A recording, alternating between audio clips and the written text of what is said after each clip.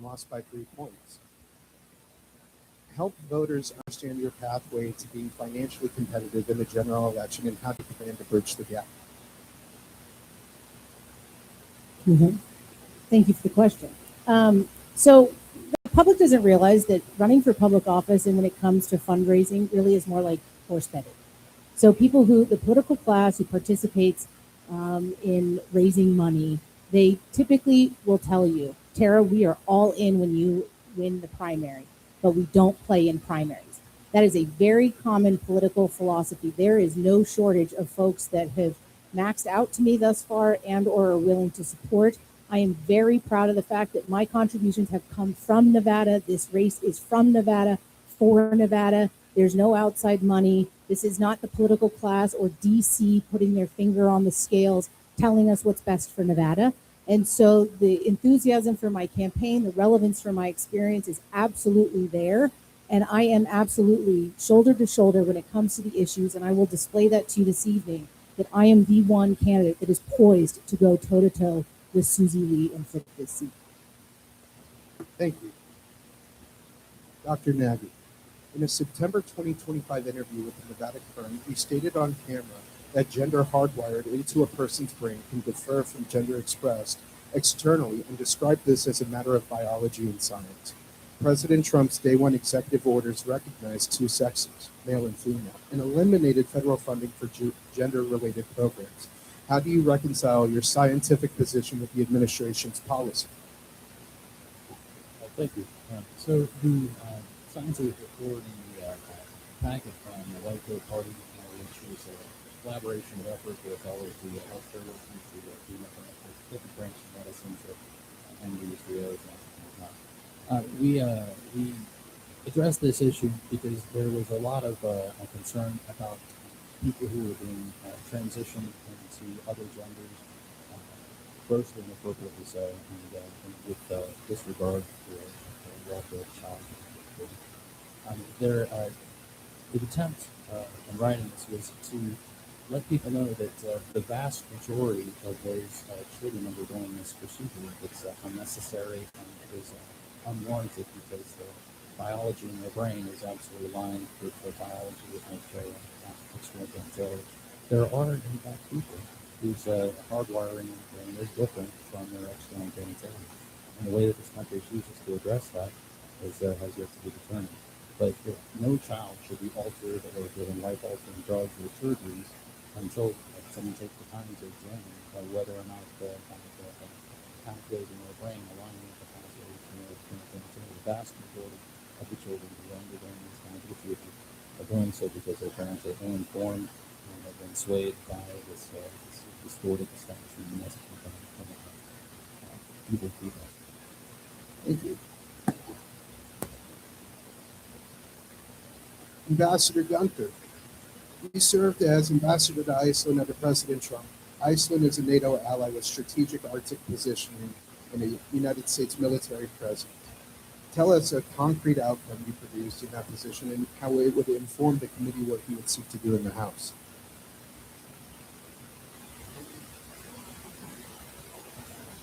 One of the greatest honors that I had as U.S. ambassador was hosting our military there. But remember, in 2006, Donald Rumsfeld, he gave back our military base. So it was actually kind of shocking. I went to Iceland, I get there and it looked like Camp Pendleton because we built it. When I say we, each and every one of the people in this room, and we gave it back. So then you have NATO allies that are actually coming into the military base, and who's going to show leadership? Well, Heather and I do. We showed great leadership. We hosted them. There's pictures of me online with a big Methuselah, 250 Italians and the squadron commanders pouring wine for each of them. And we actually took 2 wood boxes, and we handed one to the squadron commander of the Italian Air Force. And by the way, the Italians gave him this beautiful F-35, really nice, and they were flying it really out. And then also we gave it to the Icelandic commander who was in charge of the base. And when Heather and I left Iceland, the greatest compliment we got, which was not finishing a U.S. embassy, which was the tip of the spear in the high north, was not taking care of our men and women when we were there.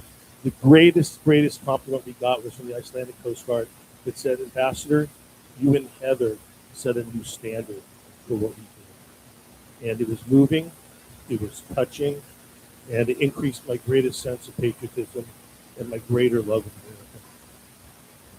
Thank you. We will go back to Ms. Anderson. Tara, I gotta say, you have been quite clear in your campaign that you're not a career politician, and I believe voters do value that. This is your second campaign in 2 years. What has your organization built to date, and what are you looking forward to upcoming before the primary? A winning campaign. So no, I'm not a career politician. I did run for mayor of Las Vegas. I jumped in very late, and it was because I felt like I was a citizen with my face pressed against the glass of City Hall on the outside, banging on the fact that the people running for our mayoral office here in Las Vegas were not talking about the city of Las Vegas on the verge of bankruptcy. And when that happens, a city loses its charter. And that was such a meaningful and important issue that needed to be taken head on. I didn't know what I was doing. I'd never run for office, but I jumped in because I am a put up or shut up kind of a gal. And the stakes were too grave for the city of Las Vegas, and we needed to be in capable hands. And I am intimately familiar with how our local government works. As a result of that race, I did not win. However, there were a lot of people in the community that encouraged me. They said, Tara, we see it. You understand this stuff. You are unique. We want you to stay and engage and be involved in this capacity in the community. At first, when I was encouraged to run for Congress, I'll be candid, I was like, you're insane. And then when I thought about the magnitude of water, power, natural gas, the issues that are facing our habitability here in Southern Nevada, I realized that my skill set is still timely and relevant for the issues facing Nevada.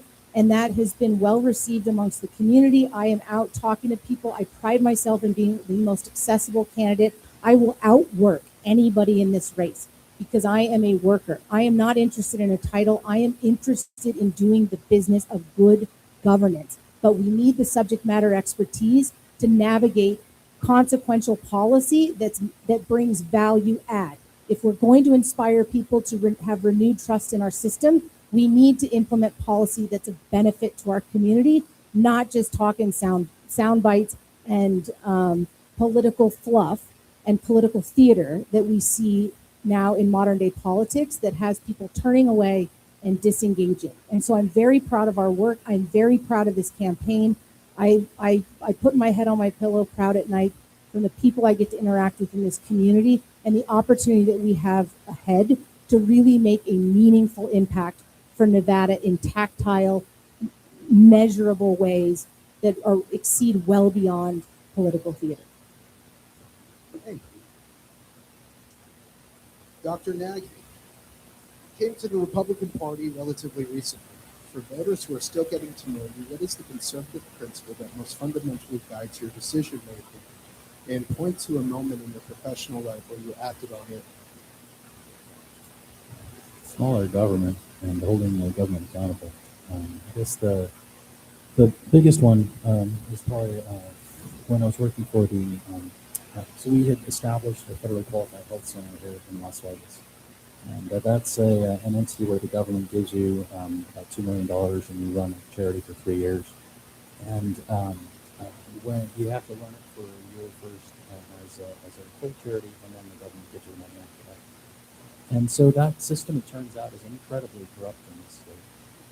There's a $30 million charity entity. They don't have anybody else in the arena. And the federal government insists that once you get the grant, you pay them bribes. And if you don't pay them bribes, they come after you. And we weren't going to pay anybody any bribes because I didn't see a reason to do so. And so they came after us. And the way in which they came after us is they accused me of embezzling money, which obviously proved that we didn't do anything with money with our accounts. And so when I went to an attorney to ask him about it, he said, well, you need to just fold on this and get the federal government what they want, and then we'll drop the charges against you because it's 10 years in prison if you don't. And just this is what the federal government wanted to do because we weren't paying the price. And so I said, yeah, no. So I went to the FBI the next morning, and I told them that this is a racketeering operation going on here in Las Vegas, in every city in the country. And all of these entities were passing money back up first to the first person and flipped it all the way back to Washington, D.C. And you need to go after these people, but they need to stop before they got to the Congressman. Because if any of you have seen the movie American Hustle, you know what happens to FBI agents who go after Congressmen. So, it's not good. So 2 weeks later, the OIG dropped the investigation against me because, of course, they didn't want me testifying from a federal judge about the corruption in our government. So when you ask me about, what do we do to write leadership in our state and to hold people accountable?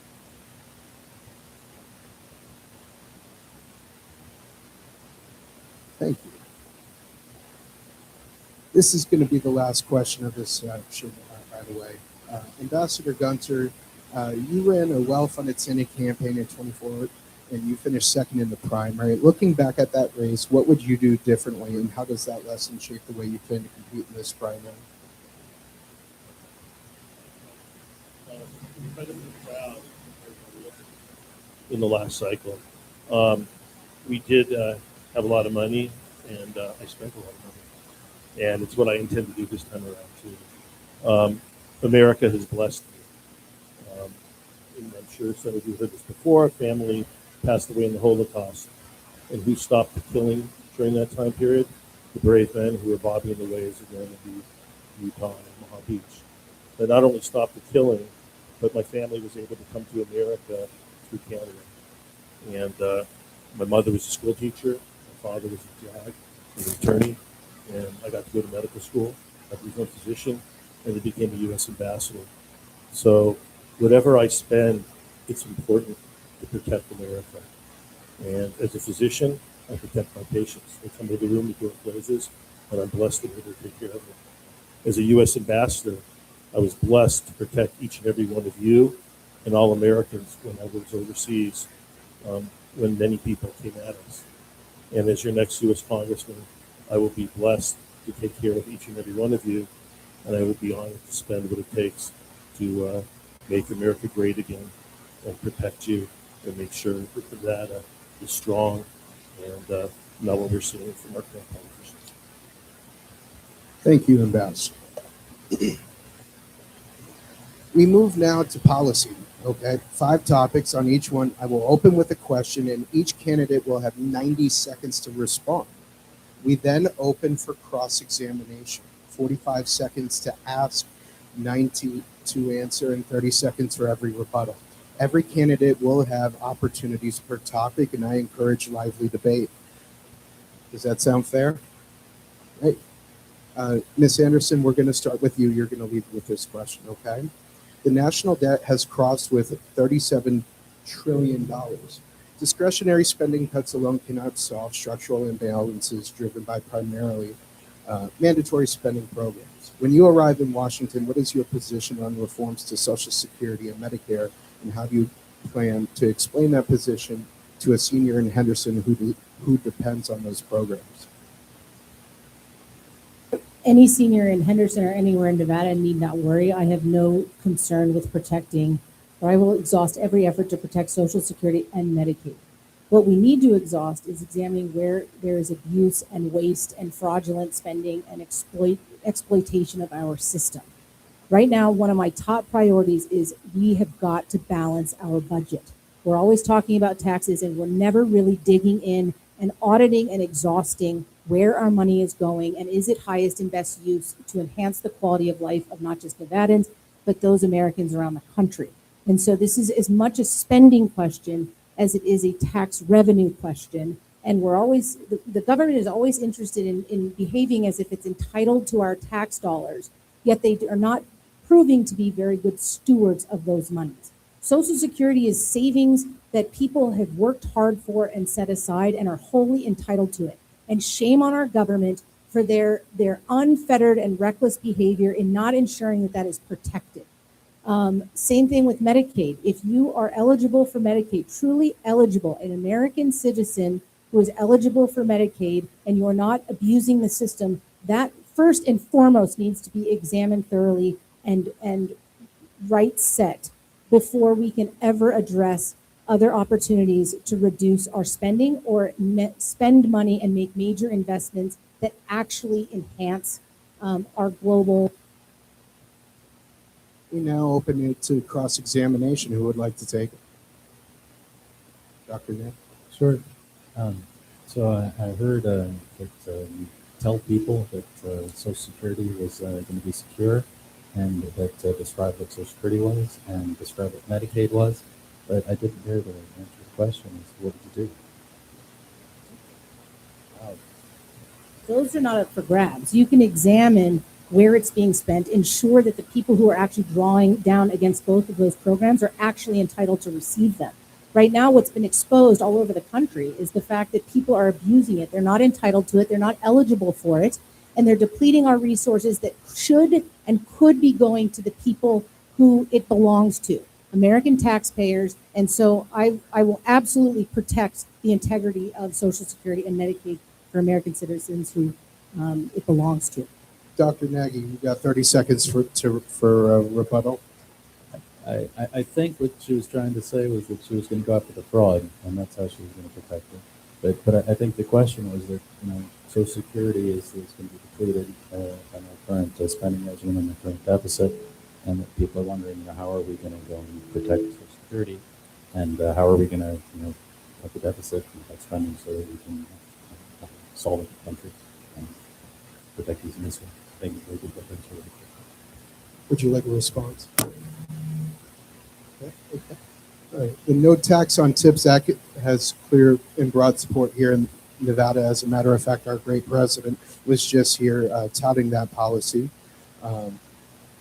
If it were to come back to the House or do you continue to plan on making it permanent, or does it need to be revenue offset for fiscal responsibility? Dr. I would go and make that permanent. I think no tax on tips, no tax on Social Security, no taxes on overtime is something that we can sustain. I think there are a lot of other ways that we can make cuts and benefit that we solve in our country. I think one is if we put forward the healthcare solution that we have, we save about $3 trillion in gross domestic product. That means that we feel wealthier. That means there's a lot more spending, there's a lot more revenue, it means there's more taxable revenue in our country. I think if we follow Scott Design's plan and we go after $1 trillion worth of fraud in our government, that cuts the deficit in half. We have a budget deficit of $2 trillion every cycle, and so that gets rid of half of it. And I think if we go after the revenue that gets generated when we go after the gigantic corporations who have refused to bring back their corporate headquarters, the full totality of their corporate headquarters back to the United States of America, so that we can tax those revenue bases, that will benefit us. And as Donald Trump utilized the tariffs to bring jobs back into our country and to force American corporations to bring American manufacturing back into our country, those jobs, that revenue, that income will be enough to subsidize the tax revenue that we need to balance the budget. Ambassador Gunter, you have 45 seconds. Well, as you know me, I'm kind of straight talking common sense. And with all due respect to my colleague, Dr. Nagy, who's a very fine physician, it absolutely makes no sense. I'm sitting next to someone who gave $40,000 to the Democrats in 2024, gave $5,000 to Kamala Harris, gave $2,000 to Susie Lee in the last cycle, and now is telling us about bloated government and getting rid of fraud and all sorts of stuff. It makes absolutely zero sense with all due respect. We need leaders who are willing to not only talk the talk when we're at this amazing event. Dr. Nagy, you have 90 seconds. So you can address the topic. He chose to attack on the issue about donations, which I believe he's aware of the reason that made donations during that period of time. So in 2020 to 2024, we were fighting against the people in our country who were preventing people from getting access to medications that were life-saving during the COVID epidemic. And the people who were in power in our state were all Democrats, from the governor to the president of the United States and all the Congress in between. And there was no one who would listen. We had a drug that we had found that had a 68% reduction in mortality, 37% reduction in length of hospital stay. That means 2 out of every 3 people who died from COVID wouldn't have had to had they received it. And the hospitals pulled it off the shelves. The UMC hospital wouldn't allow us to give it to the patients because they were making so much money on the remdesivir trial, and on the CFO and the CEO were making so much money on the reimbursements they got for people who died from COVID. It was disgusting and disturbing. And then when we found out, when I was a president of the Board of Medical Examiners and people were sending information about the dangers of the mRNA vaccines, and we wrote to the FDA on behalf of the people of the state of Nevada to find out, hey, can you please tell us if the critiques of these vaccines are accurate? And they sent us back a bunch of malarkey. We tried to get the people in our government to listen to the fact that we need to stop giving people a vaccine.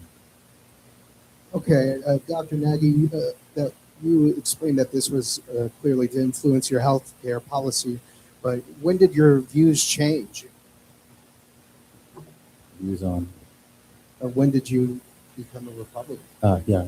So, great question. Great question. So in 2020, so by 2021, 22, I was so disgusted with the fact that people had turned the levers of our government against the people of the United States of America. They had denied people access to medications that could save lives, so they took away life. They had forced people to wear masks and get vaccinations if they wanted to work, so they taken away their liberty. And they had prevented them from going and visiting their neighbors and friends and family and going to churches and going to concerts. They'd taken away the pursuit of happiness. They had turned our government into a tyranny, as the Declaration of Independence describes it. So I was outraged, and I left the Democratic Party at that time, became independent. But it wasn't until Donald Trump embraced RFK that I knew for sure that I could trust this guy, and I became Republican at that time. I appreciate that answer. And for the record, I want to make it abundantly clear. I'm a recovering Democrat. So 12-step programs do work. You too can get clean and sober from the Democratic Party. I interned for Congressman Stephen Horsford a long time ago. Thank you for not burning me at the stake. Moving on. Dr. Gunter, I'm actually going to have you lead with this one, if that's okay, sir. Nevada ranks near the bottom nationally in K through 12 education, and correct me if I'm wrong, but I believe your clinic's in Nye County. You have a clinic in Nye County, which is at the bottom of the state. So the Clark County School District is the 5th largest in the country and has faced well-documented governance challenges. What is the most important federal policy you support to expand educational options for families in the district, and what does that actually look like for a parent in Summerlin? Well, first and foremost, it's a brilliant question, and it's so important to all of us. Because if you think about it, what are we doing here today? We're with young Republicans. So many of us are here, are focusing on our future. And what's more important for our future than the education? And I happened to be at dinner on Sunday night with a cabinet official, and I was asking that same question. What is the likelihood of getting rid of the Department of Education? And I am 110% for getting rid of the Department of Education. When I spoke with Governor Lombardo, who I think has done a great job, when I saw him about 2 years ago, I said, what percentage of the federal money gets taken by the Department of Education before it comes to Nevada? And it's staggering. It's absolutely staggering. No one knows better what to do with the money than the local municipalities, than the counties, and then the state. We don't need people who have influence in New York. We don't need people who have influence in Boston. We don't need people who have influence in Minnesota, in Washington State, and all these people telling us here in Nevada how we should be using that money and educating our students. So my direct answer is abolish, get rid of the Department of Education. Thank you. Let's open it up for cross-examination. Does anyone want to take 45 seconds?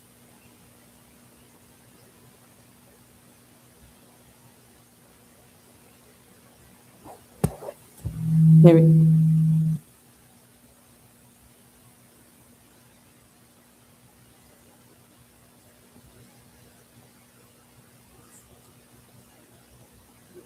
Okay. So this isn't a cross-examination because I actually wholly agree with Dr. Gunter. It's important that people understand the Department of Education renders zero services. They are literally an administrative layer that sucks out resources, absorbs money, and we absolutely, the most efficient use of our resources is when we keep them as close to the point of use. So having states and counties control our resources to navigate education for our kids is the most important thing. But the other thing, while in Congress, you don't have direct jurisdictional authority over the Clark County School District. However, you do have a collaborative voice with your other fellow peers in various elected offices throughout the state. And you can be a vital strategic voice in that. I served on the Public Education Foundation board for nearly a decade. And we have got to get to a place where we're not just talking about the student funding formula and putting more money into a bad system. We need to ensure that that is accompanied by a performance metric and standard that retains and recruits quality teachers to ensure that our kids are learning and getting the adequate education that they deserve, and pay teachers.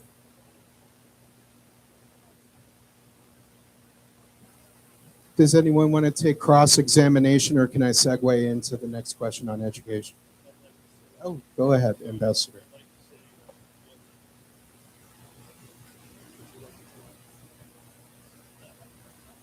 Yeah, I just wanted to ask Dr. Gunter how it is he feels that he has an opinion on education here in our state.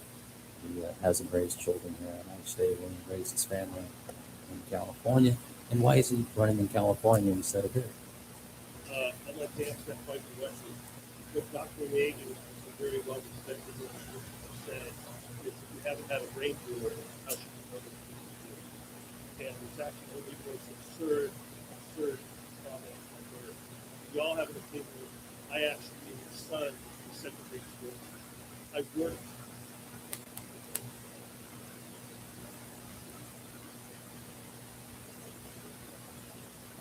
Yeah, so like I said, how can you be a neurosurgeon and criticize a patient and not listen to them because they haven't had a brain tumor? It's absolutely the most absurd thing I've actually heard in a long time. Secondly, I worked my whole way through medical school with education.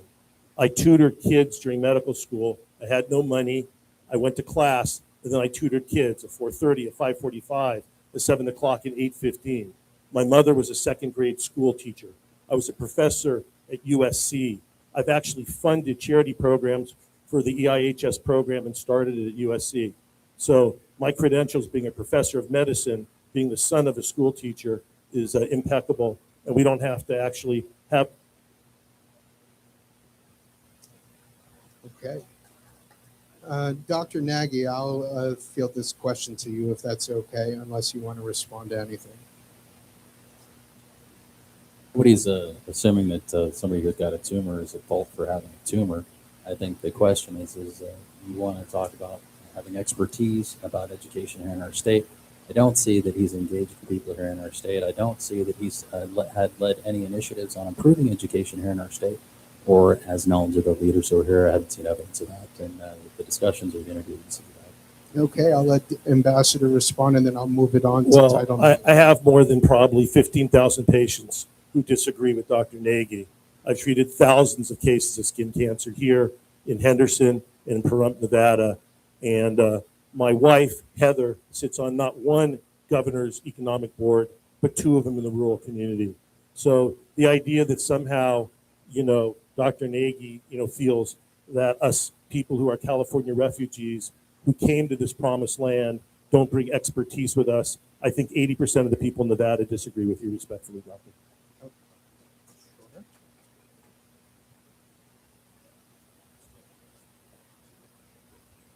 I'm going to pile on to the rebuttal. I am a proud product of the public education system here in Southern Nevada. And There we go. and so I'm a testament to what's possible. But I don't think he who lives in glass houses should throw stones. Dr. Nagy went to one of the most expensive private schools here in Southern Nevada. And so navigating the public education system may not necessarily be something he should be criticizing Dr. Gunter for. Yeah, I'll so allow you to go ahead. address it if it's I mean, okay. While not I directly attacked, add, but it's fair. no, I understand it. And I also want to keep things moving here. Sure. The current administration has taken action Am I allowed to address that or not? absolutely. As soon as I get this next question off, I'll be sure. Absolutely. The current administration. Okay. Okay. Yeah. No. So yeah, I had my children go through the public education system here, and they performed very well, and we had excellent outcomes with them. We're very proud of all of the schools that they went to, from primary school all the way through high school, and we have full faith in the capacity of the teachers here in our state and the organization of the school district, and that makes us acutely aware of what can be improved and what can't be improved. One of the things that I've been doing is I've been working on the nutrition in the schools to improve the quality of education and the quality of the healthcare for our community. And we just got to talk to the school district about it, and they were. Okay. Title IX. The current administration has taken action to restore Title IX in its original meaning. Would you support legislation that codifies it in statute? And how would you tackle this issue with a voter that may not agree?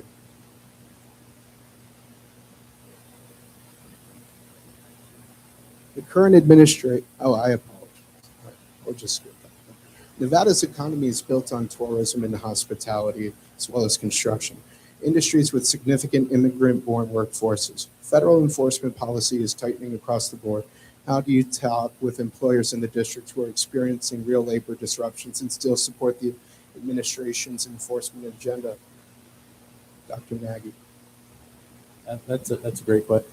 I just had this conversation with the CEO over at Treasure Island, and the question came up that there are a lot of employees that they have there who they are worried about not having jobs, and how will they continue to run their hotels if they can't if they have to remove so many employees. But the reality is the reason that we need to have border control and we have legal immigration of the country is because these companies are creating artificially low wages in our environment for the people who live here in America. And so if they have committed crimes by hiring people illegally, then there has to be a fine for that. If they have people who are here illegally, right now the plan is that we're deporting all these people back to their home country, because we need to preserve American law and American resources in our healthcare system and in our education system and in the other public services that our tax dollars are going to expend for people who have broken the law and are here illegally, when there are many, many, many people outside of the country who are willing to come here is an issue. And whether or not we decide to allow some people to stay in our country who have an employer who wants to keep them here, and if they've been here for 5 years or more, and if they pay a fine, $25,000 a piece, which gives us $1.5 trillion for the 50 trillion people who are illegally immigrants in this country, that would also go. Tara, if you don't mind, I would like to actually bring you in on this. The one thing that I remember from your first campaign was not only how you attacked a policy question like this, but the housing option in it. So I'll give you 45 seconds here if you wanted to jump in. Yeah, Nevada's economy is built on tourism, hospitality, and construction, industries with significant immigrant-born workforces, as well as federal enforcement tightening across the board. How do you plan on it? Ensuring employers in this district are experiencing real labor disruptions and support the administration's enforcement agenda while being sure Nevada's economy is still thriving. There's not a country on the planet that allows people into its country illegally without consequence. Fact. We have to get back to that. It was about 20 years ago that we stopped as a country. We used to evaluate economically what our needs were and the absorption rate of the number of immigrants that we could allow into the country and the disciplines that we needed by tradecraft, etc. I work in construction. I have such respect and passion for people with tradecraft and who build things and make things and are the engine of this country and of this state. But commingling those issues, we have got to get back to right-sizing the number of people in this country, that they are here legally. We have a finite amount of resources that need to be allocated and for us to thrive economically and to diversify. And so the mess that the president and the administration is trying to unwind right now, the enormity of it is grotesque. We are a nation of immigrant, but we are a nation of laws, and I'm proud of our diversity, but we have got to have. Go ahead. Yeah, I would like to 110% agree with we have laws in this country. And when you come to this country, if the first thing you do is an illegal act, you do not belong in this country. I believe if you're asked me, what should you do with corporations in order to make them succeed? I say cut regulation. The Trump administration has created more of the problems for $2 trillion by allowing businesses to function, businesses to work, cutting regulations. You're not going to help a business by somehow setting up some plan where you're going to, let illegal immigrants work their way through and all this stuff. We need to have leadership in Congress that believe in our system, that believe in America.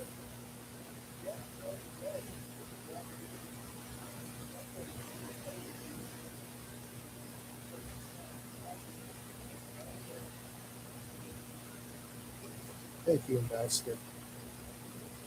Go ahead, Dr. Nagy. Is on again? Yeah. Yes, speaking loudly is not a plan for handling the situation. The issue is what are we going to do with the companies that exist here in Nevada that have made money by hiring people illegally and paying them a wage that is lower than the market wage would be if they had to pay American citizens.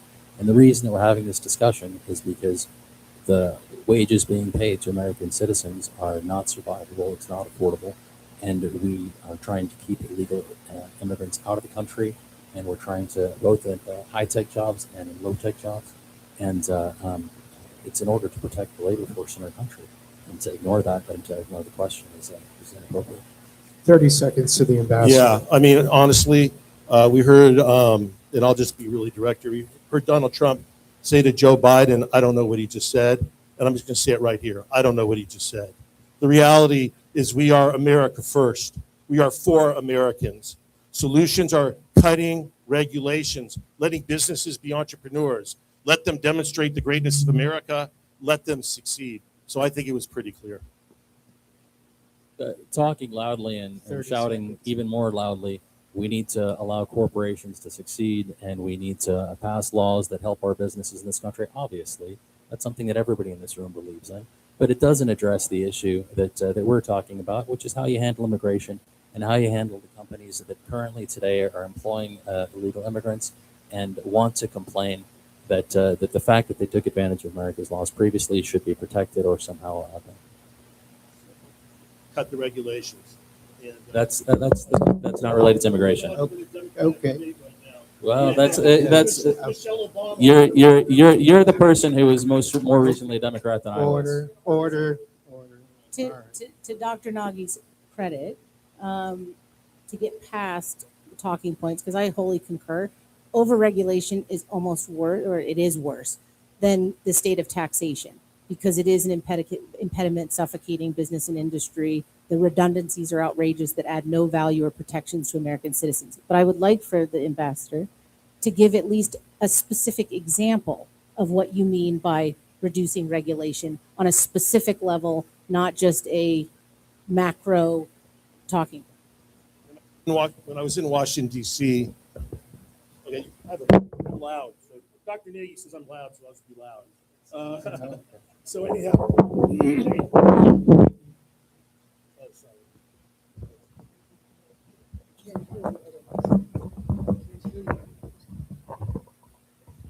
I think, again, it's another brilliant question, again, from Tara. She brought up a great point. What was lined up in front of Texas today? What was lined up in front of Louisiana today? What was lined up in all of these Gulf states? Oil tankers. Why? Because we're drilling, baby, drilling. And why are we drilling? Because the greatness of our conservative Republican president, Donald J. Trump, who cut regulations to the point where we're getting trillions and trillions of dollars.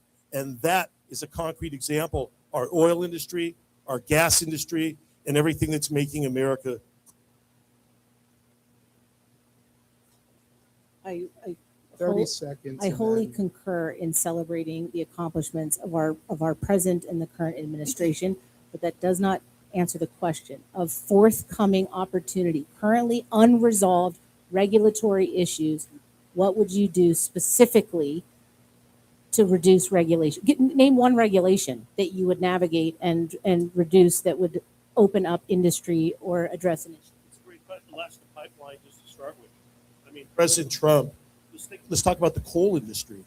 There's clean coal. Let's face it. Let's talk about mining here in Nevada. Let's talk about the silver mines. Let's talk about the lithium mines. There was so many. The whole Chevron that got eliminated by the Supreme Court allows businesses to thrive. So working with EPA, the Environmental Protection Agency, working with the great job that Lee Zeldin has done as our EPA administrator.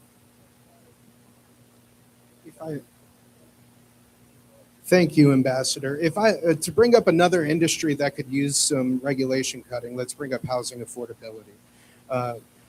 Housing affordability in the district is a genuine crisis. This one's actually near and dear to my personal heart, and I made a promise that I wouldn't do this, but forgive me, I'm human. Housing affordability is really important to me because I just had a daughter 6 months ago. So, thank you. It's a genuine crisis. A family earning the median household income in Clark County cannot afford a median-priced home under the current market conditions. What is the most important federal action you would take in your first term to address housing supply and affordability? And what are you not willing to do? And I would like Tara to kick this one off. So the BLM lands bill, what I would like to do is prescribe a policy that offers a percentage of the land released by the federal government to be exclusively made available for owner occupancy only. That will eliminate local end users, residents, workers who are the backbone of this state to be able to have access to home ownership.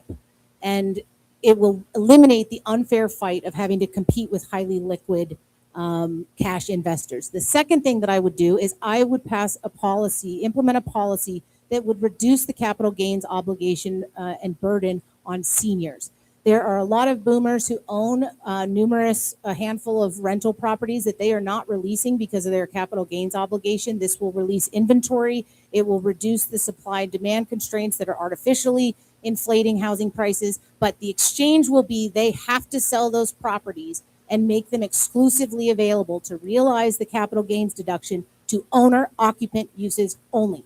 Right now, our government is only talking about federally subsidized low-income housing. That is a forever rental situation. It produces slumlords, and it actually drives up the cost of construction because of the way prevailing wage is negotiated in this state. So this is an issue that I am deeply passionate about and ready to execute because I understand land use and the intricacies of it more than anybody in this race, including Susie Lee.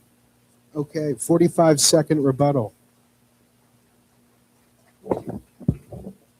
I agree with what Tara said. I don't mind saying that. I have a lot of experience with land in rural Nevada and in Pahrump specifically, and I fully understand what the problem we have, and we absolutely have to lower the cost of housing.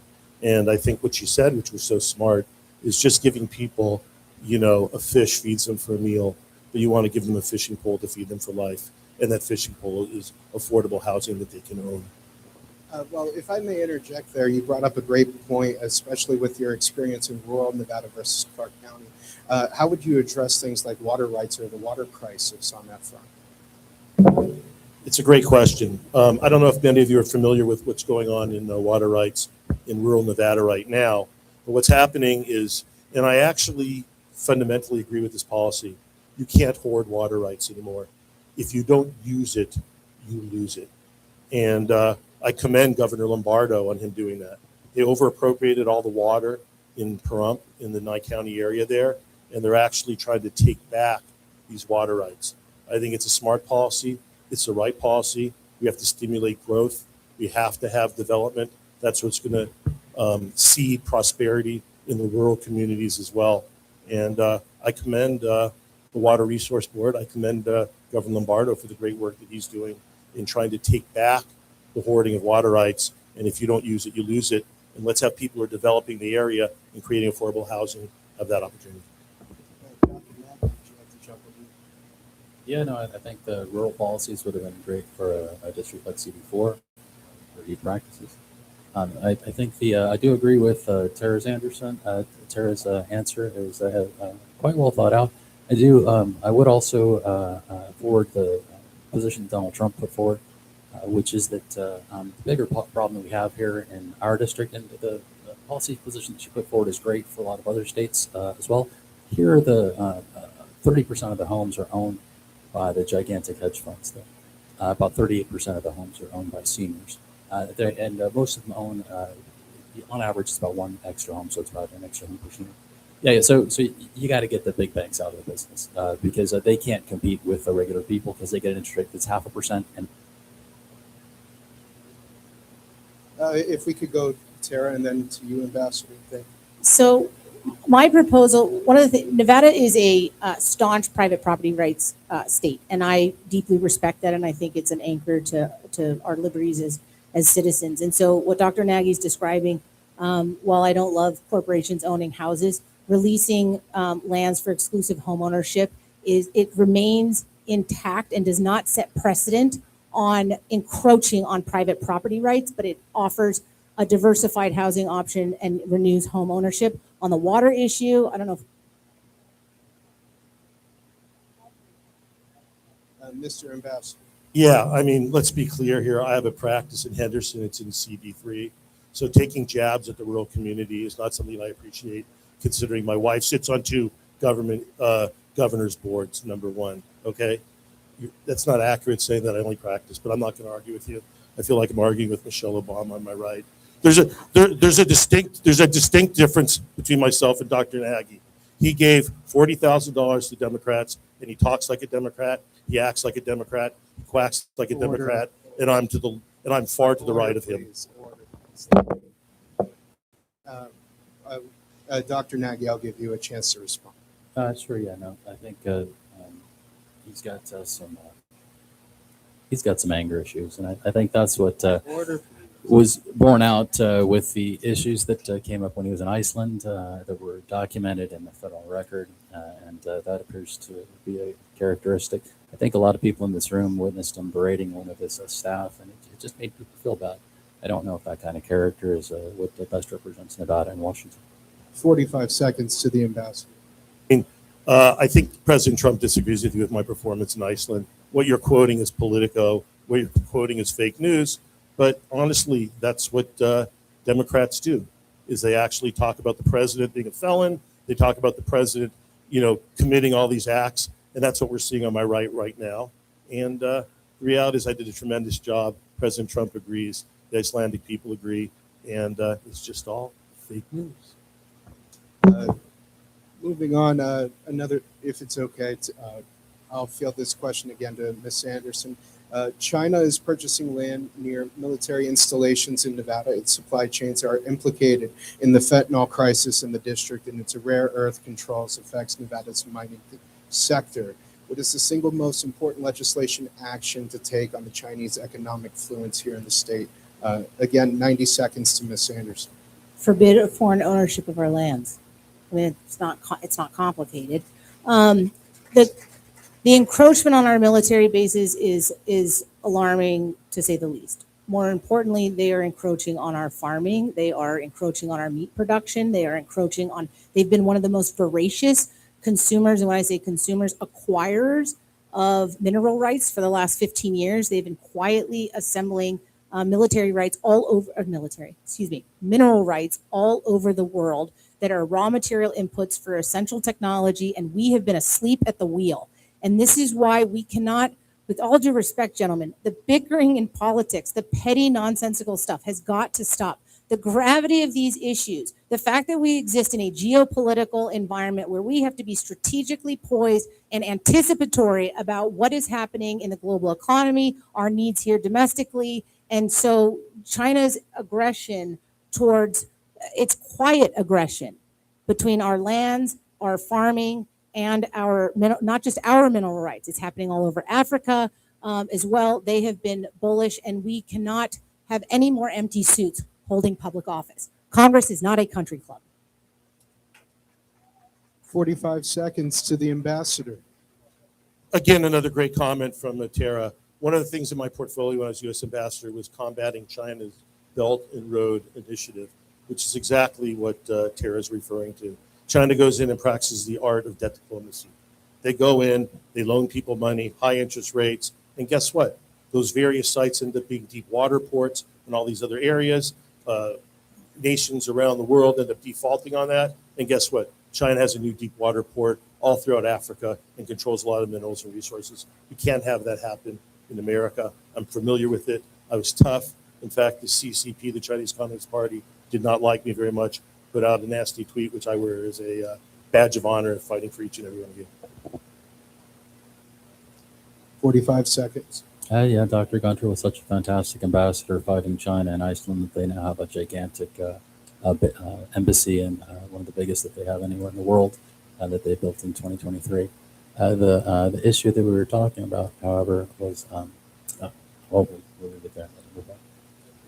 Fact check on that, okay? China did not build a fantastic embassy in 2023. One of the many fallacies that were coming out of Dr. Nagy's mouth. They had a huge embassy when I was there, and the difference between the embassy that I finished, not me, but all the great patriots who came to Iceland in the middle of COVID, as Heather and I would walk the whole site talking to those great subcontractors in the middle of COVID who left their family to finish their embassy. Ours is wide open, full of light, and the Chinese embassy is big and huge and dark, and it's just a great disparity between the greatness and transparency of America. And a huge embassy was there when I got there, and we fought back, and we fought back hard. Thank you. Just to touch base with everyone here for the sake of transparency, I got 2 more questions here, and then we will be moving on to lightning round. Sound fair? How are we doing so far? Everybody enjoying themselves? Breathe. I know it's been, we're getting through this thing for our first run, our first dry run. I think we've done okay. The one thing that I would like to reiterate, right.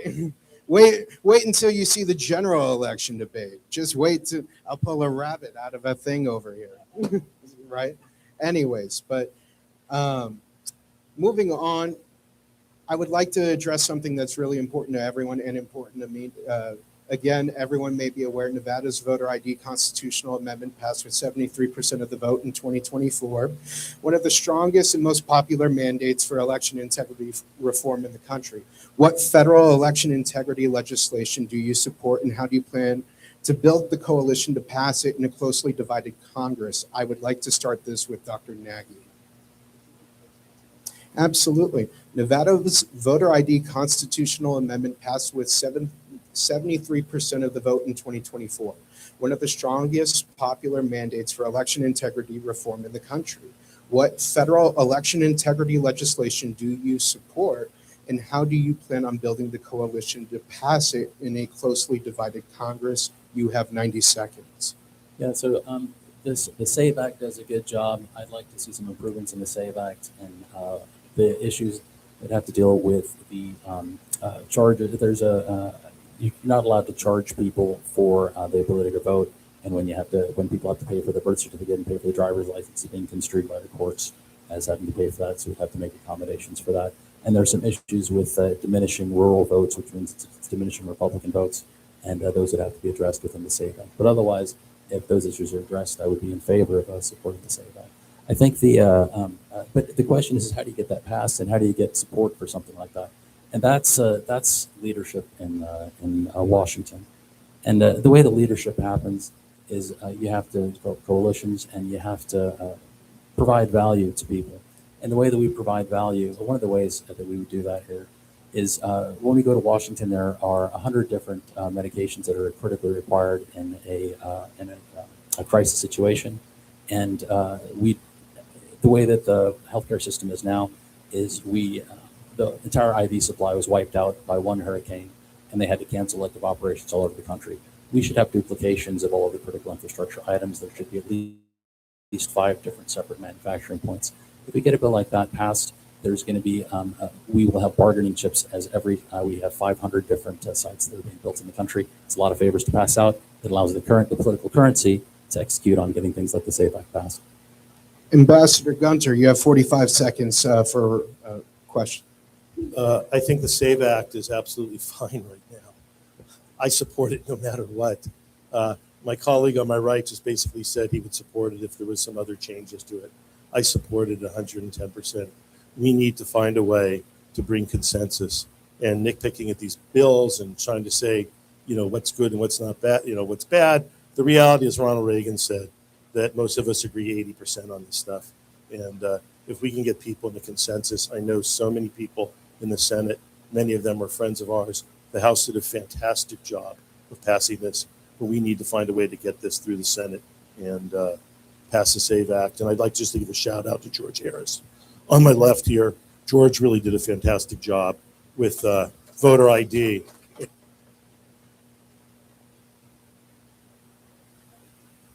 Thank you.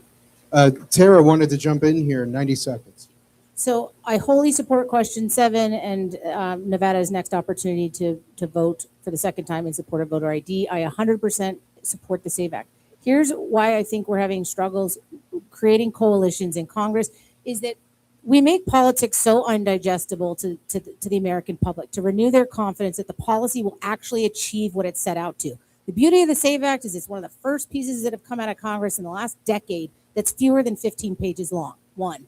2, there's 12 different itemizations of paths to substantiate your eligibility to vote. At the end, there's even an exception that offers the discretion at the state level to navigate exceptions. The idea that they're saying that women can't figure out how to vote because they've changed their name, or the fact that this is going to prevent people from voting, it literally establishes numerous levers to make this user-friendly, to ensure that people can vote. But if we do not pass this and we lose confidence in the integrity of our elections, it is game over. So the enormity of this cannot be understated. It has to be passed, but we have to elect people that can communicate successfully why people should believe in the policy as it's written and what it will actually look like in action and implementation. We can't just stay on the surface. Dr. Nagy.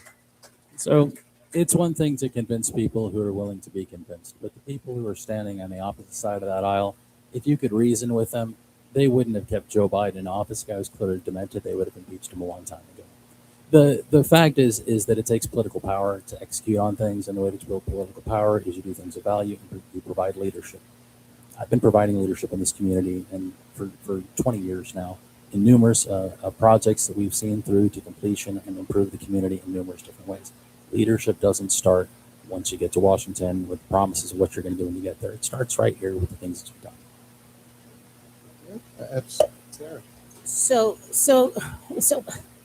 the power dynamic that is in Congress right now is it's toxic and it's all about relationships, long-standing ingrained relationships, secret protecting and toxic relationship building. That has got to be dismantled, and the only way we do it is by recognizing there is more of us than there is of them. And so if we're going to stand together and communicate with the people, deliver for the people, God willing, the people are inspired and believe in the people that are their voice, their representation in a system that is so deeply flawed. It is about money and favor trading and this cesspool of people who have been protecting it. And we are ashamed of it. And so I'm not interested in garnering the support of people in Congress. I'm interested in it starting at home and the will of. Thank you. Yeah, the will of the people being heard is absolutely important. But the question was, how do we get this passed and how do we build consensus when there are people who don't want to build consensus against us? And we can argue and tell them how wrong they are and tell them how much the people want to support it. But in politics, there's a lot that's about brute force, and there's a lot about building consensus through providing value, and that's what it takes. And this is how I've done things here in the state, and I've gotten things done time and time again. You find your allies, and you force them to do the things that are necessary when they're online. Ambassador Gunter. To retort that very sweetly and politely, giving $40,000 to Democrats, $5,000 to Kamala Harris, and $2,000 to Susie Lee is not my idea of actually building bridges and making things. You have to show leadership. You have to stand with principle, and that's how I feel about it. I think President Trump has done an incredible job of getting things done. When I was in Iceland, we had about 120 accomplishments that we did in literally 20 months. President Trump has done the same way. And he doesn't do it through chocolates and flowers. He does it through actually being right on these issues. And that's pure and simple leadership. While he was in Iceland for the brief amount of time that he was in Iceland, I believe the record is that he was mostly in California trying to run Iceland remotely. Oh, But the issue that he brought up is while he was in Iceland, what were we doing over here? I was fighting for the people of the state of Nevada, trying to prevent them from dying. I was fighting for the people who were dying in the hospital beds. We had a cure that we were trying to get promoted. I was trying to stop people from dying from the vaccines or poisoning them. I was fighting for the people who are in this room. What were you doing? Promoting a private company, and that's all on the internet. You can check that. Dr. Nagy had a private company to do, medical something with, and that's why he gave the $40K to the Democrats. He wanted to bribe them to get his medication. But anyhow, my record stands very strong on Iceland. President Trump actually told Heather and I we did a fantastic job, and I don't have to relitigate that, certainly with someone who really doesn't understand what's going on. Tara, put a button on it. We're moving on to the lightning round. 30 seconds. To the ambassador's comments, and in fairness to them, Dr. Nagy has described participating in a system that exists that is destructive. It undermines the will of the people, the pay-for-play dynamic. He could have gone to the press. He could have gone to the community. He could have been a resounding voice with subject matter expertise in a time of crisis. Instead, he caved to play the game as usual, and we have zero time for any more of that. Wow. So we did go to the press. Press wasn't publishing. People who were professors, we had talked to the professor from Stanford. He was afraid to speak out for fear that that Anthony Fauci would cut off his funding.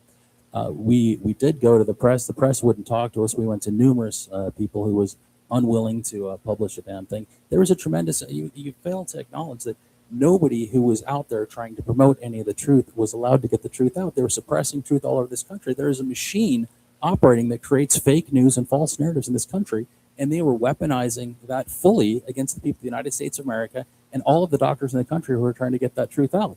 And you want to say, Order.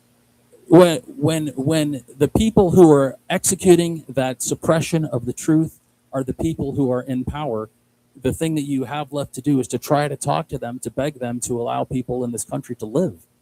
The people, they were killing the people in this country, in this room. The friends and the family members who died were killed needlessly. Tara, you were next, and then Ambassador. I'm sorry, I was so outraged, I don't know that I even remember what I shouted. My point is, all COVID was an atrocity, the way it was handled, the way the freedom of speech was squandered, the grave overreach of our government is all fair and true. But your solution, when silenced, was to give money to the very people who were implementing it. And then you have the nerve to talk about the atrocity of people dying. You contributed to a system that is broken. Order. You gave them money. Wow, we've saved lives. Ambassador was next, and then Dr. Nagy. To promote a private company, and I'd like to agree with Tera Anderson. There was a private company that did a clinical trial that failed. And let me tell you, I spent a lot of time protecting Americans during COVID, and incredibly proud. We had no COVID infection in the U.S. Embassy. In fact, I was the first embassy in the world to go to full remote workplace. And we put in standards that they had in the White House to get into the embassy. I actually set up a meeting early on in COVID, because remember, Iceland had one of the highest. 90 seconds, Dr. Nagy. Yeah, apparently the remote workplace required a bulletproof vest. The storyline of COVID. So the hospitals were filled with people who were dying. We found a generic drug that was effective, and we had a 68% reduction in mortality, 37% reduction in length of hospital stay. We tried it. The hospitals pulled it off the shelves. When we went to UMC to ask them to utilize it, they refused because they were making so much money on the trials that they were doing. And the people who were in Dallas who had been promoting ivermectin and hydroxychloroquine, it was a Harvard-trained rheumatologist who had 400 doctors sign a petition saying that this drug was effective and it should be utilized in COVID. They were suppressed. They were ridiculed. Doctors all over the country were having their licenses revoked. Doctors were talking to me, asking me, if I give these medications to my patients, will you protect me and prevent me from getting my license revoked here in Nevada? And I did, and they could, and we saved lives here. And we did create a company because the only way that we were going to be able to get this generic drug out to the people in the community is if we could create some sort of commercial product that we could then project to the federal government, say, look at what we were doing. We're not competing with the vaccine. We're not promoting generic drugs. We're promoting that something that's commercially viable. Because the actual storyline in this country was that there were people in the U.S. government who were looking at me as though we were doing something unpatriotic. They were looking. One thing I would like to note, especially before I give you 45 seconds, Mr. Ambassador, the economic implications of the COVID pandemic out here, for those of you that were not in Clark County, we lost 250,000 jobs in 78 days during the pandemic shutdown. 250,000 jobs in 78 days. Go ahead, Mr. Ambassador. Absolutely. Actually, when Heather came back and took care of our properties in Pahrump and did the farming, she actually spent months on end in the Holiday Inn in Pahrump. As far as taking care of the community there, you're looking at the Secret Santa of Pahrump. And I've done it year after year, whether it's the community Christmas tree. So there's no doubt there. As far as the bulletproof vest kind of sneaky comments by Dr. Nagy here on the right, I am so proud of my record the way I took care of Americans there. It was a dangerous job. I had death threats. We stood up 20 local guard force people. So I took care of all my Americans, and I stand by it, and I don't listen to fake news or Politico, but apparently the person on my right does. 45 seconds. Yeah, the scary tall women who run Iceland were very threatening. I'm sure that Susie Lee is going to be a piece of cake for you. Clarify more untruths there. They found a bomb outside of my residence 3 weeks after I left. I got the most beautiful email from my regional security officer who said, Ambassador, you will be proud the way we did it. They literally shot up the office of the mayor there. They shot up many things there. There's about 100,000 weapons in a country of 300,000 people. They're Vikings. They love hunting. There's a lot of weapons.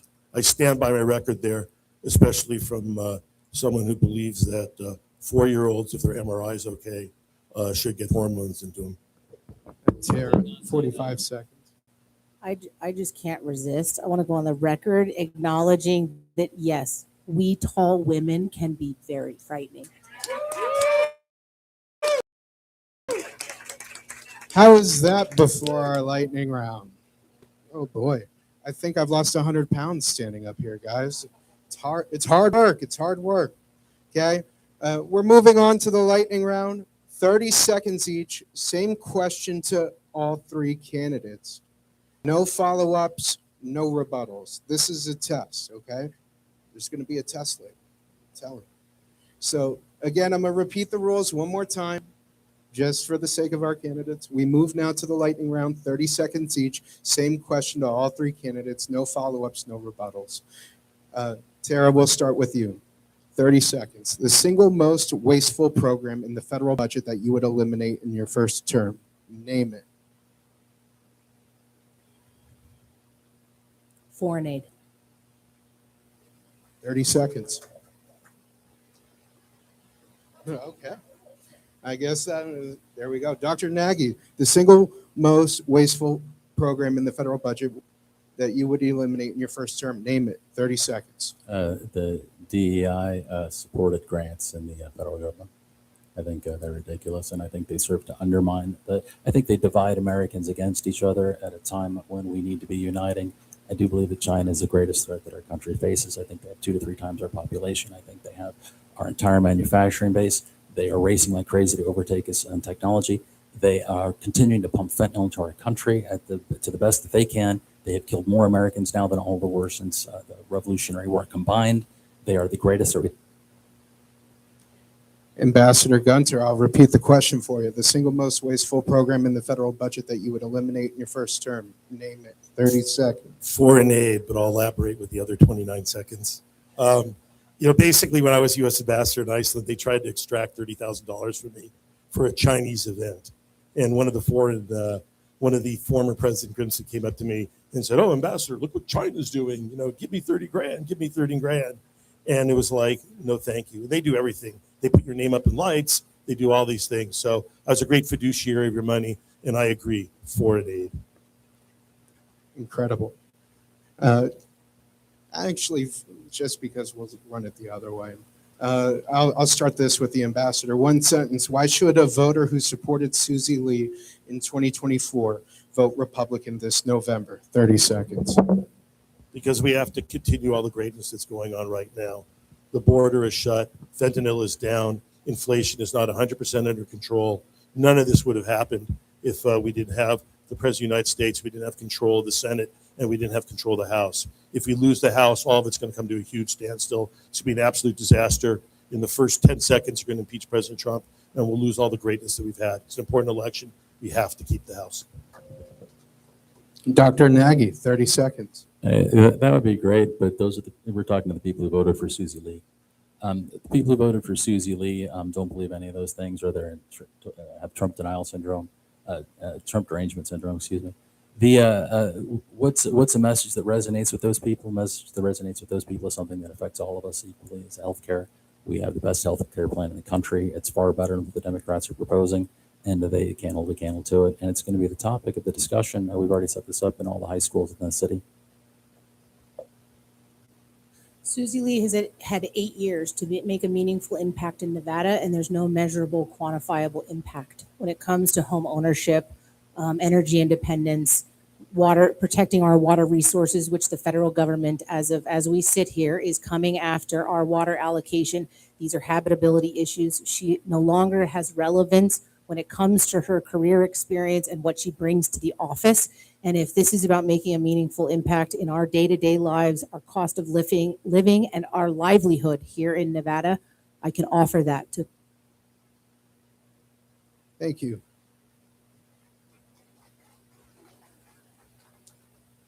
Okay, Tara, I'm going to start this one with you. I'm sending it back down. Again, 30 seconds, no rebuttals, no follow-ups. Veterans, one thing the next representative does for the district in the first year. Go. Access to homeownership is something that will directly be a benefit to veterans. We have a fantastic VA here. However, I want to diversify veterans' access to specialty services that are not being timely rendered via the VA. They need to have, whether it's a voucher program or some path to be able to take their needs to be met in real time. If the VA cannot get them in within a timely period and or render that service by specialty care, they need the flexibility to go to the market, and we need to support making. Dr. Nagy, same question to you. Veterans, one thing the next representative of this district does in your first year. Go ahead. Improving veterans' access to mental health services. We're currently already working with some folks who are trying to set up a veteran retraining program for people who are suffering with substance abuse issues out in the Amargosa Valley. And we're working with people currently who are setting up the treatments for psilocybin to address the PTSD. We've been doing that for a couple of years, and I'm currently the only institute, or I was the first institute outside of the military to provide transcranial magnetic stimulation to treat PTSD and depression for a lot of the guys over Creech, and they're doing much better.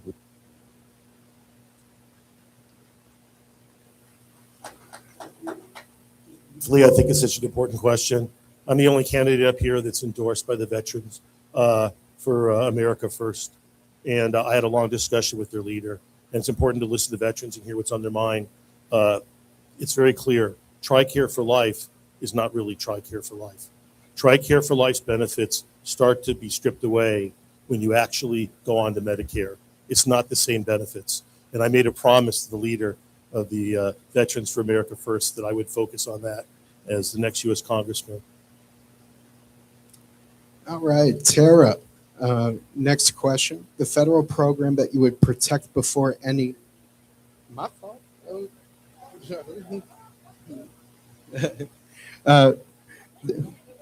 Okay, you know what? Okay,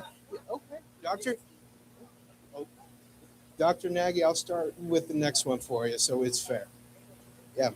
The federal program you would protect before any other. Name it. Sorry, a question again? The federal program you would protect before any other. Name it. Yeah, Social Security is correct. And Gunter cared so much about veterans, he didn't show up to the veterans debate and for the endorsement. And- Mr. Ambassador, the federal program you would protect before any other. Social Security, of course. And to quote my former boss, I have no idea what he just said.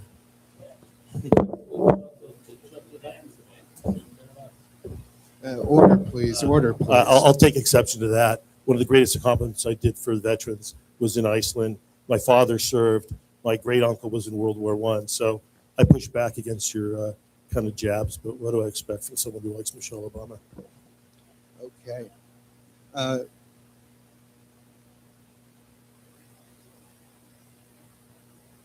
we go.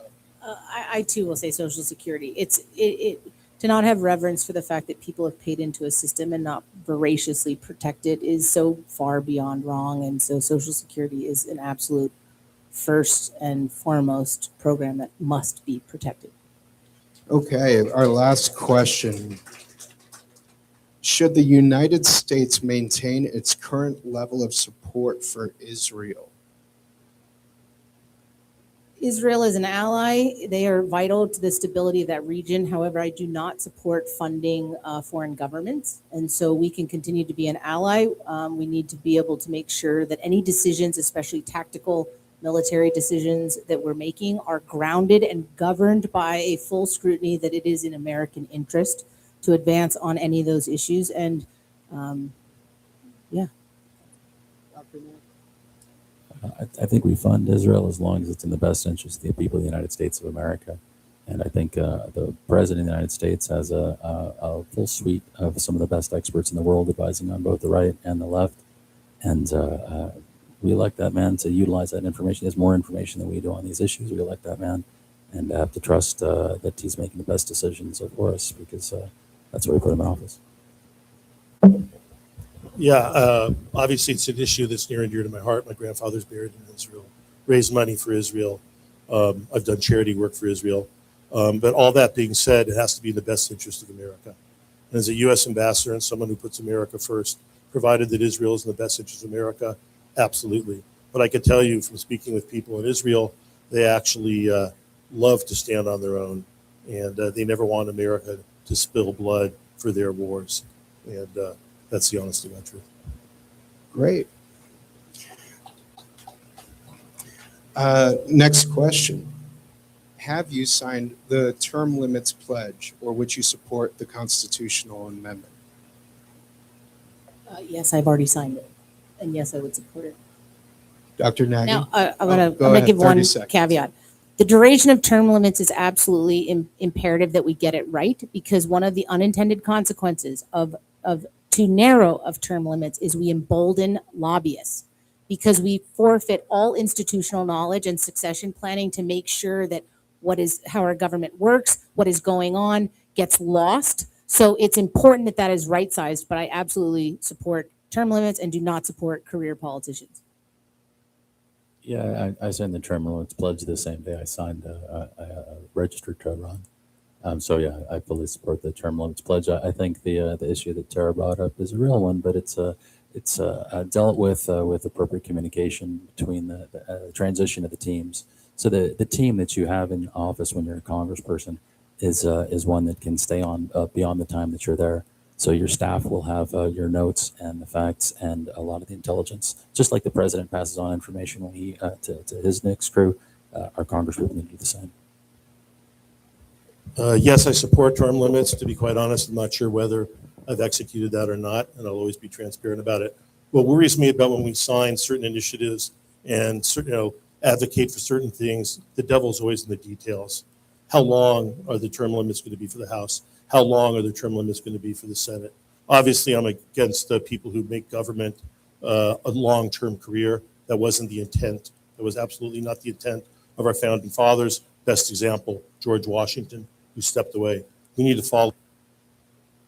Thank you. Last question here for the lightning round, and then we will be moving on to the final challenge round. Dun, dun, dun. Trying to break the comedic here. Trying. Thank you. Thank you. Thank you. What is your plan to beat Susie Lee in November if you're the nominee? I'll start with Tara. I am not punching out of my weight class when it comes to the issues, the things that she's left unattended to and unresolved. I can run circles around her. I look forward to the day to go toe to toe with her.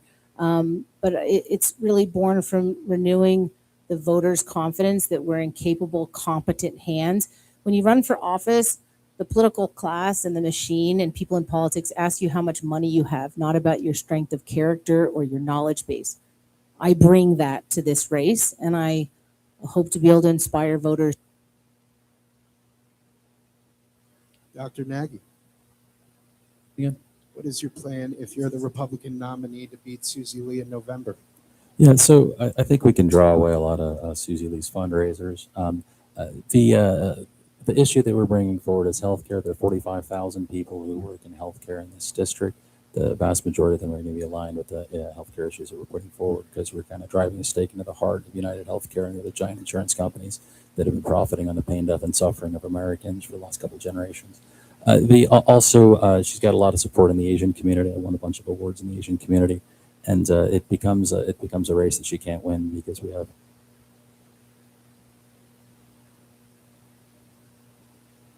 First and foremost, everyone pretty much in the room and elsewhere knows where I stand. It's we will beat her by supporting America first, putting America first. All the issues of keeping the border closed, fentanyl, putting people back to work, limiting inflation. Susie Lee has been an aider and abetter. She's the one who hid Joe Biden's dementia from the American public. She needs to be called out on all this stuff, and then we will capture the center.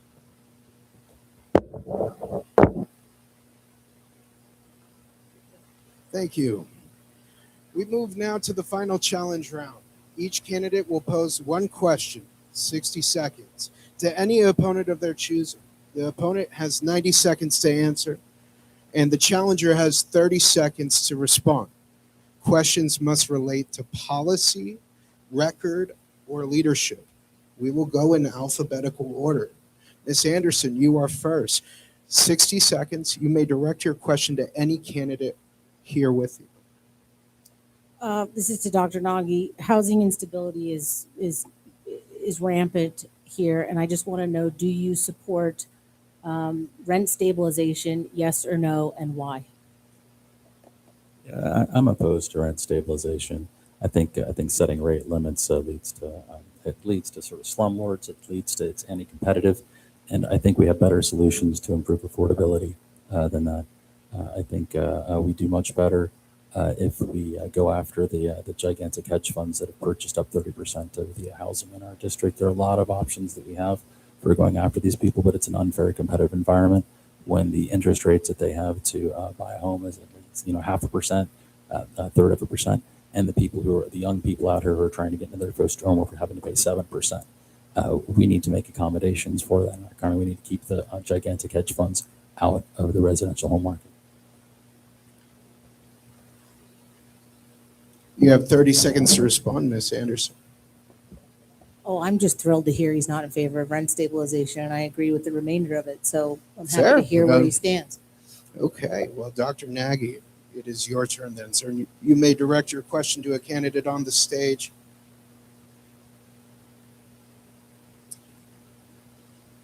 Wow. I guess I've got a question for Dr. Gunter, and the question I have is why did he choose to run here in Nevada, and why not choose in California, around the people where he raised his family, he raised his children who know him, who went to temple with. Those are all people who've known him for a long time and who would have been potential supporters. And it's a state that needs it far, far more than we do. They're in so much trouble over there, and he could have brought so much good. Why not fight the fight with the people who you know and love where they need it the most? Go ahead, Mr. Ambassador. Because I've been practicing here for 30 years.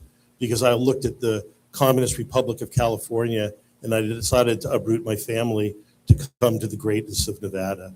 I've already answered the question. I love being here in Nevada. I love helping them. I love being involved in the political process. I love fighting for Americans like I've done all along, whether it's my patients in the office or whether it's for each and every one of you in Iceland. So I love Nevada. You know, they wanted actually my wife Heather to run in 2018. She went to the Eisenhower building and they tried to recruit her to run for what? CD3.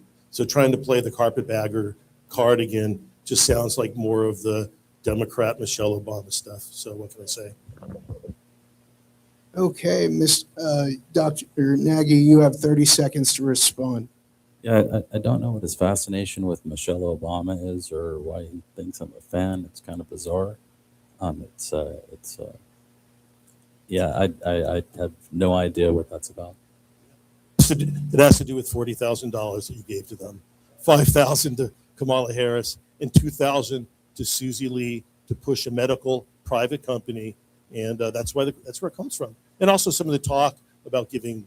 Mr. Beth, there we go. Wanted to let you know that you are now able to direct your question to the candidate on the stage, sir, and I know you're probably eager. Well, first and foremost, I want to say that my kind of jousting here with Dr. Nagy has no impact or no opinion on his acting as a physician and taking care of Nevadans, and I have great respect for that. It's a political world, and right now we're kind of jousting politically. It's important to get the facts. I read where he actually advocated for saying, well, if someone has a certain brain change on their MRI, it's okay to give that 4-year-old or older hormone therapy to affect their gender. And in my position, just to contrast that, is it's not okay. Would you repudiate that, number one? And do you feel that Islam is a problem here in America? So first on the issue of the gender thing, I think I already talked about that. I'm not in favor of small children or anybody taking these medications. If they're an adult, they can do whatever they want to, but nobody underage should be subjected to this kind of thing, and it's wrong for that to be happening. That's why we put that information out there to educate people if they were harming people. In terms of Islam in our country, I think. So I know a little bit about the Islamic community here, and I know that the FBI and the police force work closely with the people who are the leaders of those faiths to monitor them for extremist groups. I know that the interfaith groups here, on which many pastors sit, on which many rabbis sit, and the religious leaders over there are actively working with them to prevent any kind of extremism. And I know the people in those communities don't want any kind of extremism. I mean, most people are like most people, and they just want to live a happy life and go to work. Mr. Ambassador, you have 30 seconds. I agree with that statement that most people want to do what most things are. But if you look at the genesis of terrorism around the world, if you look at some of the kind of ideologies, whether it's Sharia law, whether it's what's going on with Mandami, what's going on with Somali fraud, what's going on in Dearborn, Michigan, what's going on in Europe right now, there's a real problem right now that has to be addressed. I agree with Dr. Nagy that most people want to have normal lives and do normal things, but it's a problem in America. It's something that people can't be scared to talk about. And if we're going to make America great again, it has to be addressed. Do I get to respond to that? I do not believe that is permitted, but I'll entertain it. Go ahead. 30 seconds. Actually, the issue they talked about is Islam in America and how we address it and how we address it around the world. And the question as to whether or not that poses a threat to the people of the United States of America is a concern that people have had in this country every time there's been a new religion that's come to America. The Puritans were murdering the Quakers when they came in because they thought they were a threat. They're from the same part of the world, but their ideology was so disruptive to the current status quo that they felt like there wasn't room in this country for them. Okay. So we are in the final minutes of tonight's debate. Each candidate has 2 minutes for a closing statement. Per our format, we will go in reverse alphabetical order. So we will begin with Dr. Nagy. 2 minutes, closing statement. I'm a local Nevada kid. I grew up here. I went to school here. Went away for 14 years to become a doctor. I got a degree in economics at Yale. I could have gone off to Wall Street, made a bajillion dollars, but I wanted to do something with my life where I was going to be able to help people. And people I wanted to help most were the people here in this room, people here in my community. And I came back and I tried to do that for my whole life. In my professional life, I've been on different boards, on different charities and different companies, and all of them were trying to find some problem that there was in the community that we were trying to address and improve. And the reason that I'm running for Congress is not because it's a great wonderful thing for me. It's because I see this is the only way that we're going to fix healthcare in this country. I see that it's an incredibly difficult enemy that we have to take on in these gigantic insurance companies. I don't want to see more Luigi Mangionis trying to assassinate CEOs. And they did things like that because their elders didn't solve the problem. I am their elders. We are the people. I don't want to leave this problem to my kids. And if I sit here and I do nothing, that's what's going to happen.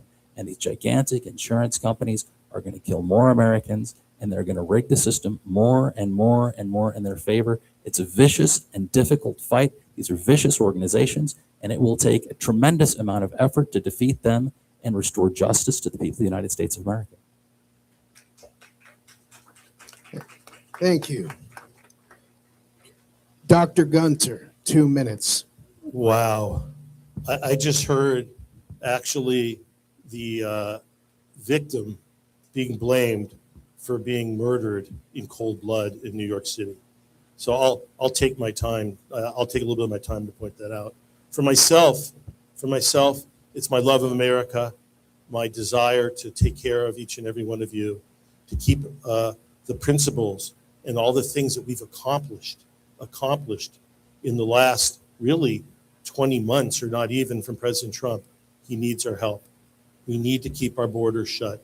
We need that take care of everyday Americans, and we have to make America great. President Trump needs our help. I've done it before. I'll do it again. I'm the only one who could beat Susie Lee, and I will continue to make America great. Thank you, Mr. Ambassador. And finally, Ms. Anderson, 2 minutes, final remarks. I thank you very much for the opportunity to be here. Unequivocally, I am America first. I am a staunch states' rights advocate, limited government, fiscal conservative, live and let live kind of gal. The urgency of the time, I cannot stress enough that we have got to, as Republicans, if we are going to regain the ground lost and advance a conservative, limited government agenda, we have got to elect quality, capable people that can not only win elections, but are prepared to actually govern. Because right now the chaos isn't working. We are eating ourselves alive from the inside out. There are more of us who have a shared vision of what we want our communities to look like. For Nevada in particular, housing instability. The federal government's coming after our water in real time. We only produce 17% of the energy that we consume. We have untapped geothermal potential that could fuel 10% of the entire country's energy demand, and we haven't tapped into it.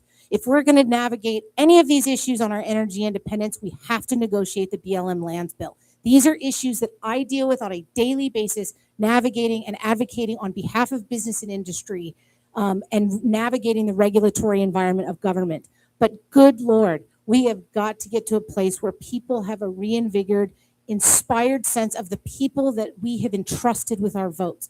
I'm not just hoping to earn your vote. I am committed to being worthy of it every single day in Congress. I thank you so much for the opportunity.